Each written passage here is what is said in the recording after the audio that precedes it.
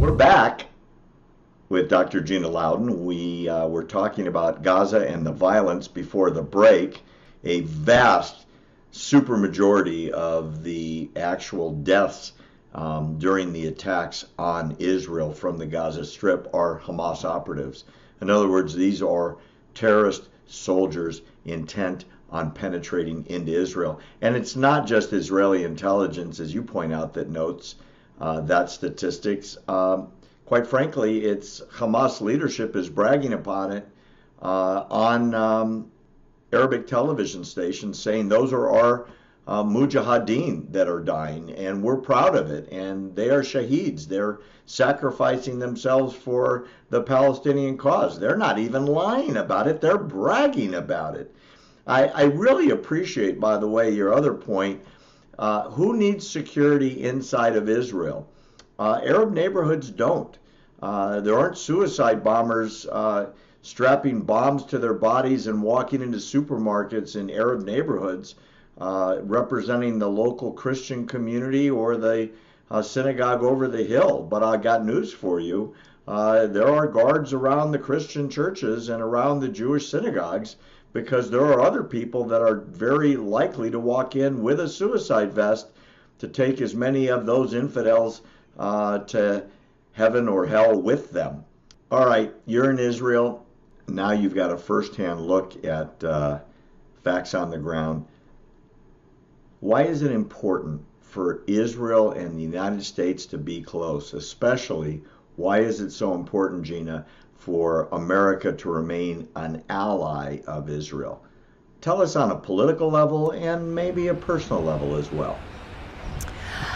America has to remain a strong ally of Israel for so many reasons, and the most pertinent one, honestly, is a religious reason, at least for me.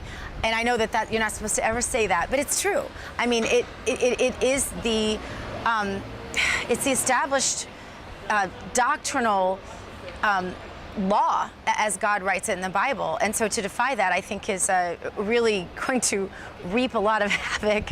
And I don't believe that we will ever, because I think it's biblical. I think it's all written, and we've seen it play itself out. And I think we're really seeing some amazing biblical times right in this moment. But also because of the defeat of terror. If the more we tolerate terror in any place, especially in a small country like Israel that really has no way to defend itself if America should turn her back on Israel, that would have devastating consequences that would reverberate all over the entire continent. And so I think that, and to America as well. And so I think that we really have no choice. Politically, geopolitically, certainly biblically, certainly religiously, for purposes of religious freedom, for purposes of defeating terror, I think we have absolutely no choice. It's been said that Israel is the canary in the coal mine on the front lines against terror. Talk a little bit about that, and maybe about the successes of the State of Israel and why that's important. Does it remind you of the United States? Is there some similarity between the two countries? So for illustration purposes, I think we have to consider, with the size of Israel, the location of Israel, its borders, its struggle, its history. We have to consider that really it is the canary in the coal mine regarding our struggle with terror worldwide. And this is such a historic problem also. Oh, and I know the other thing I wanted to say was that I think that you have to consider Israel in so many ways is an economic hub. I mean, what they do with such a small population and such a vast GDP comparatively, what they do in terms of technology, what they contribute to the world. Israel has done things very much the American way. It's a very different country, but it's done things very much the American way. And our ideals are shared, not just in terms of religion and things like that, but also in terms of business, in terms of free market economics, in terms of freedom of religion, in terms of governance, even in some ways, certainly at least under this present administration. And so I think that it's very important that America maintain not just a great relationship with Israel, but also in defense of Israel should she need us, because of that history and because of that likeness on the world scale.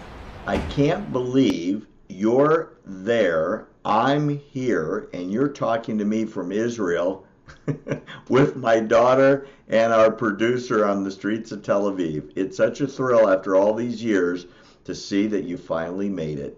You know, we've been through a lot together, and finally, you're in the land of Israel. I'm so glad you made it.